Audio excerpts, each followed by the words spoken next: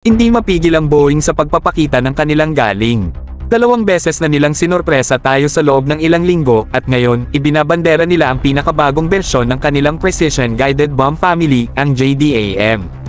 Handa na ba kayo sa malakas na kalabog na dadalhin nito? Ipakikilala ko sa inyo ang PORED JDAM o mas kilala bilang PJDAM.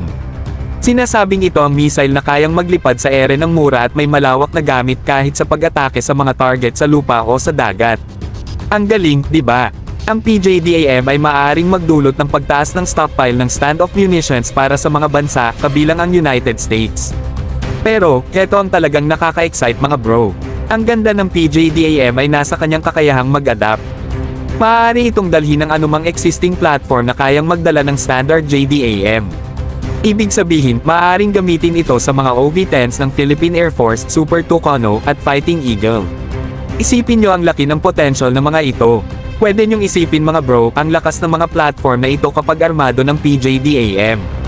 Talagang magiging matinding puwersa sila, kayang sumugod sa mga target sa lupa at malakas na maghari sa karagatan.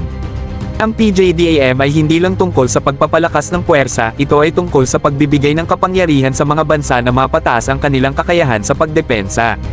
Ito ay isang mura at praktikal na solusyon na magpapalakas sa stockpile ng standoff munitions nang hindi naglalagay sa alanganin ang budget. Ang PORED JDAM ay isang game changer.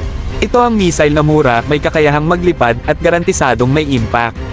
At ang pinakamaganda, pwede itong dalhin ng mga kasalukuyang platform kaya't magiging mas epektibo at maraming bala ang maipuputok.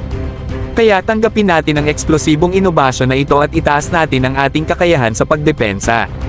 Yan na ang ating balita ngayon mga bro. Huwag kalimutan i-hit ang like button, mag-subscribe para sa mas nakakaengganyong aerospace content, at ibahagi ang inyong mga saloobin sa comment section.